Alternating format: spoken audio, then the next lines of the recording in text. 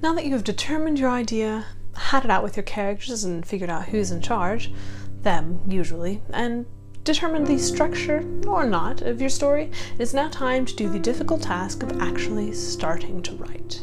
If you're like me, then you're likely going to dive in with no plan at all. If you're not like me, then you already have planned out your novel and know exactly where you're going to start.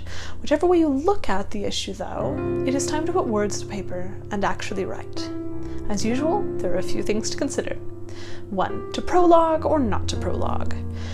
In many stories, no matter the genre, it has become fairly common to use a prologue. A prologue is a part of the story that happens outside of the main narrative. This can be a segment of text that happens during the climax of your story, or it can be something that happens to your main character or a side character before the story begins. It can be history or prophecy, but whatever your prologue is, it must be relevant to the story. If you use your prologue to describe your world and its architecture or economic system, social strata, even some historical events that made the world what it is, then perhaps rethink. These things are all background info and they may not be necessary, and they're probably only interesting to people who create worlds. If it is necessary to your story, then you should consider putting the information scattered throughout your piece, otherwise your readers are going to grow bored. Unfortunately, many authors put this sort of information in the prologue, and therefore readers have started considering prologues as unnecessary. Therefore, your prologue should convey something important about your story, but if your reader chooses to skip the prologue because of this, then they can still understand your story. However, not all stories require prologues. It is perfectly alright to start your story where it begins with chapter 1. 2. Diving right in? Depending on how you've planned your story, or not, you may already know where to start the action. Sometimes you want to introduce your characters a bit and give a sense of their life and their daily routine and what they are like before ruining their day and throwing them right into the thick of things. Sometimes, though, it makes more sense to start your story right in the middle of the action and then explain your world and the situation and your characters when they're not being chased by swamp bears.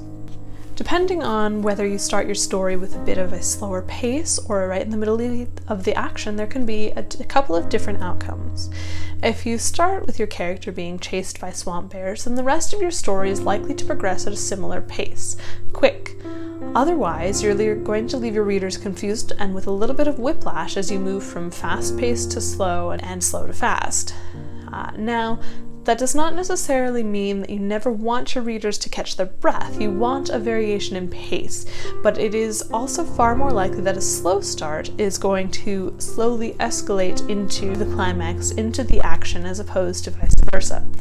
Stories that have a slower start perhaps go and explore more of the world before you actually start into the action, so it can be understood precisely what's going on, instead of leaving a reader with multiple different questions as to whether or not something is relevant, or what's going on, or figuring out what's wrong with the characters. No matter where you're going to start your story, prologue or chapter 1, or what pace, whether or not you're going to start it in the middle of the action, or if you're going to introduce your characters a bit first, there comes a point where the only thing left to do is to start writing. Don't worry about first lines too much. Chances are that readers are just going to forget them. You don't need to make an enormous impression in order to have a good story.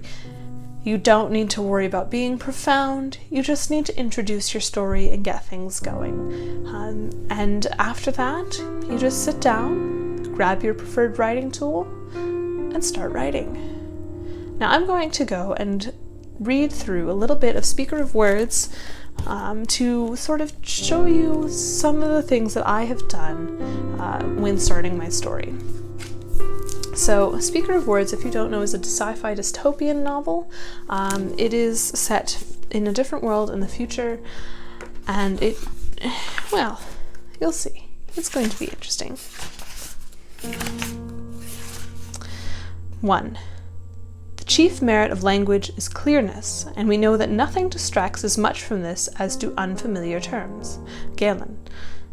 The empty cargo hold of the speeder had 3 words scrawled on the side in bright red letters, Nederland Tachanen. The spectacle, no doubt that it was meant to be, was in the middle of the largest and busiest speeder pass in Kuiper City. Thank the Republic it was early enough that the curious crowds weren't overwhelming the security force. A security speeder approached and drew to a stop, its lift engines cutting as it lowered gently to the ground. The hatch opened, and the officers of the force straightened, eyes flashing. They tugged at their uniforms for a better fit. A man climbed out, wearing black trousers and military-cut jacket under an overcoat of camel-colored synthetics.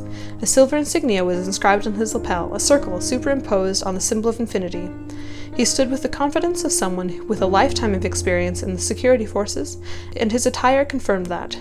He was lean, every inch of him homed with hours of rigorous training and minimal sleep, not a slate gray hair out of place. Only his eyes, dark, deep green, and surrounded by fine lines, showed any emotion.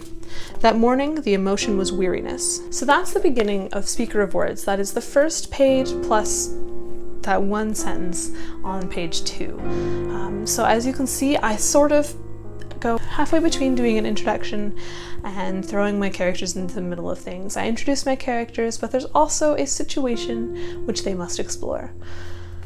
Now, go grab your pen, or your computer, or your typewriter, and go start writing.